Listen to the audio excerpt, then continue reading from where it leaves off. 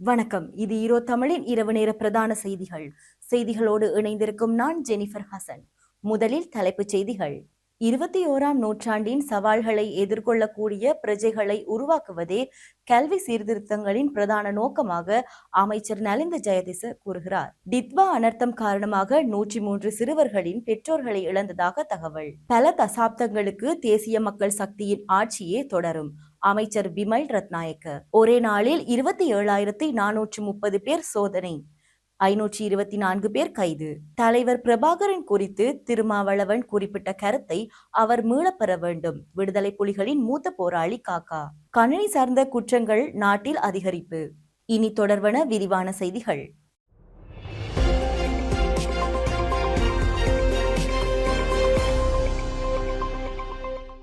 பிரதான அனுசரணை வழங்குவோர் நண்டிஸ் ரெஸ்டாரண்ட் அண்ட் கேட்டரிங் சர்வீஸ். 5 பிரதான தூண்களை அடிப்படையாக கொண்டு கல்வி சீர்திருத்தங்களை முன்னெடுத்த திட்டமிடுவதாகவும் அடுத்த 3 ஆண்டுகளில் ஏனைய தரங்களுக்கும் சீர்திருத்தங்கள் விரிவுபடுத்தப்படும் என்றும் சுகாதார மற்றும் ஊடகத்துறை அமைச்சர் வைத்தியர் நலிந்த ஜெயதிச தெரிவித்தார். கல்வி சீர்திருத்தத்திற்கான தேசிய இயக்கத்தின் இரத்தினபுரி மாவட்டத்தின் நிகழ்வில் கலந்து கொண்டு உரையாற்றும் போதே அவர் இதனை தெரிவித்தார். இந்த ஆண்டின் 1 மற்றும் 6 தரங்களுக்கான கல்வி சீர்திருத்தங்கள் மேற்கொள்ளப்படும் என்றும் அடுத்த ஆண்டில் 2 மற்றும் 7 தரங்களுக்கான சீர்திருத்தங்கள் முன்னெடுக்கப்படும் என்றும் அமைச்சர் குறிப்பிட்டார்.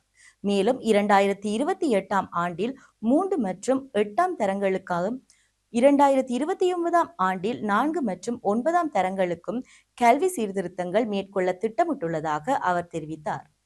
இதன்படி அடுத்த சில ஆண்டுகளில் தரம் 9 வரையிலான முழுமையான பாடத்திட்டங்கள் சீரமைக்கப்பட உள்ளன என இந்த சீர்திருத்தங்களுக்கு தேவையான பாடத்திட்டங்களை உருவாக்குவதில் கல்வி நிபுணர்கள் இணைந்துள்ளதாகவும் 1ஆம் தரத்தின் சீர்திருத்தங்கள் தற்போது ஆரம்பிக்கப்பட உள்ளதாகவும் இந்த சீர்திருத்தங்களுக்கு தேவையான பாடத்திட்டங்களை உருவாக்குவதில் கல்வி நிபுணர்கள் இணைந்துள்ளதாகவும் 1ஆம் தரத்திற்கான சீர்திருத்தங்கள் தற்போது ஆரம்பிக்கப்பட உள்ளதாகவும் அவர் சுட்டிக்காட்டினார்.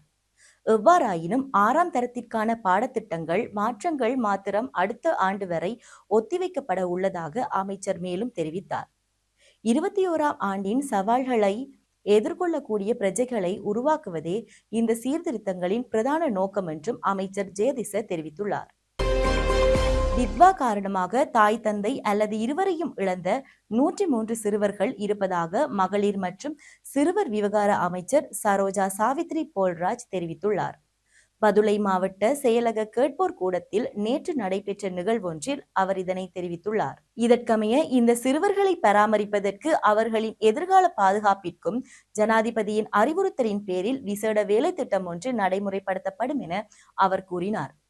பெற்றோரை இழந்த சிறுவர்களை பொறுப்பேற்க பலர் முன்வந்துள்ளதாக தெரிவித்த அமைச்சர் முறையான சட்ட முறைகளை பின்பற்றி நீதிமன்ற உத்தரவுகளுக்கு உட்பட்டு அந்த நடவடிக்கைகள் முன்னெடுக்கப்படும் என தெரிவித்தார்.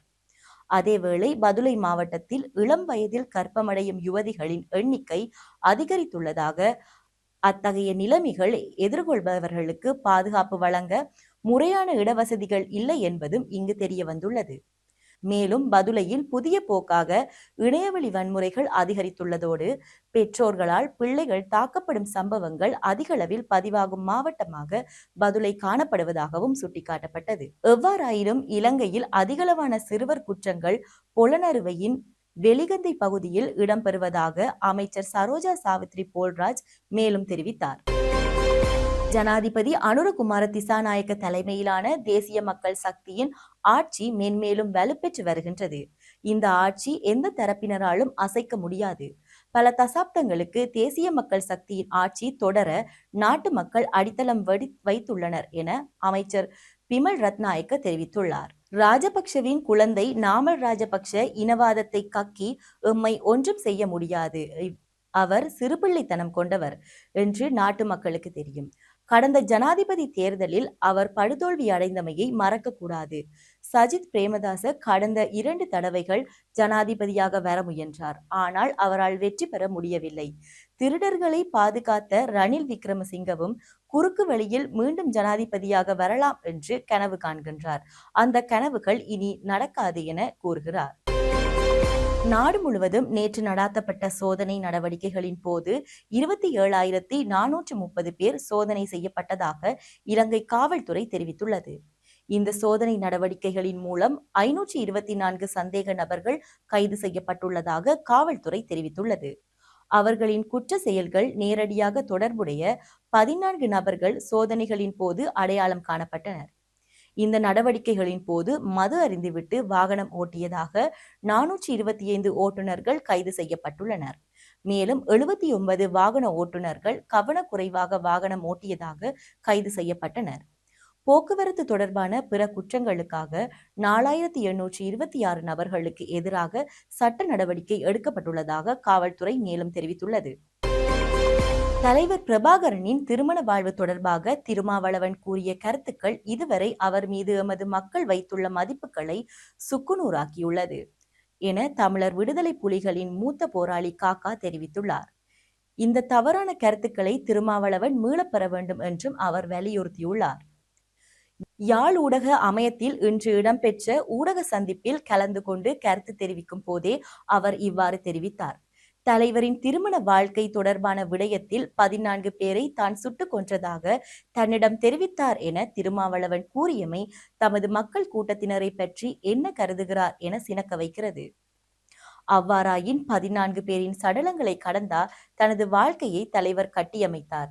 மேலும் நாட்டு பேச்சாளர் என்று ஒருவருக்கு மதிப்பளிக்கும் போது அவரது போராட்ட பங்களிப்பு, சமூகத்துடனான உறவாடல் போன்ற விடயங்களில் மிக ஆழமாக பரிசீலித்த பின்னரே அறிவிக்கப்படுகிறது. மகள் ஒரு பட்டதாரி ஆவாள் என்ற கனவுடன் இருந்த மதிப்புக்குரிய ஏராம்பு ஐயாவுக்கு அது கலைந்து போனதில் ஆரம்பத்தில் ஏமாற்றமாக இருந்திருக்கலாம்.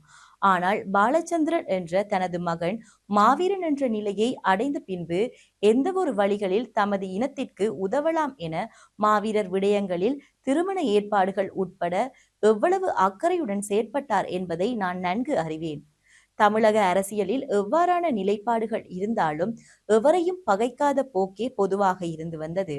தன்னை எல்லோரையும் விட மேலாக கருதி சில அந்தரங்கங்களை பகிர்ந்து கொண்ட தலைவர் என கற்பனையாகவோ தவறாக விளங்கியோ கூறுவது இதுவரை திருமாவளவன் மீது நம்பிக்கை கொண்ட தமிழர்கள் மனம் நோக வைத்துள்ளது. அந்த வகையில் அத்தகைய தவறான தமது கருத்துக்களை திருமாவளவன் மீளப்பெற வேண்டும், அதற்காக வருத்தம் தெரிவிக்க வேண்டும் என்பது ஈழத்தமிழ் மக்களின் எதிர்பார்ப்பாகும் என்று அவர் குறிப்பிட்டார்.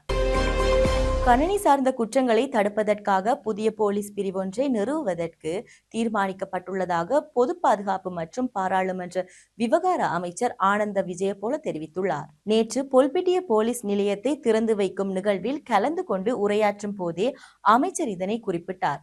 தற்போது அதிகரித்து வரும் குற்றங்களில் தம்மை குறித்து கருத்து வெளியிட்ட அமைச்சர் நாளொன்றுக்கு 23 முதல் 25 வரையிலான சைபர் குற்றங்கள் பதிவாகியுள்ளதாகவும் இது கணிசமான அளவு உயரும் எனவும் சுட்டிக்காட்டினார்.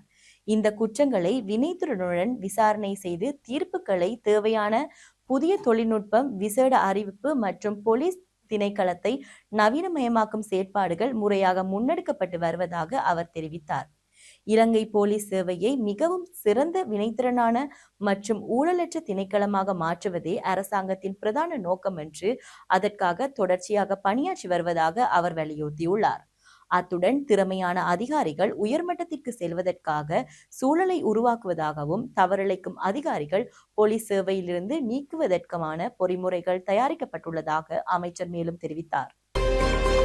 இந்தியாவிற்கு எதிராக விதிக்கப்பட்டிருந்த 25% மேலதிகமான இறக்குமதி வரியை நீக்குவதற்காக நிறைவேற்று ஆணையில் அமெரிக்க ஜனாதிபதி டொனால்ட் ட்ரம்ப் நேற்றைய தினம் கையெழுத்திட்டுள்ளார். அமெரிக்காவுக்கும் இந்தியாவுக்கும் இடையிலான எட்டப்பட்ட வர்த்தக உடன்படிக்கையை தொடர்ந்து இந்த நடவடிக்கை எடுக்கப்பட்டுள்ளது.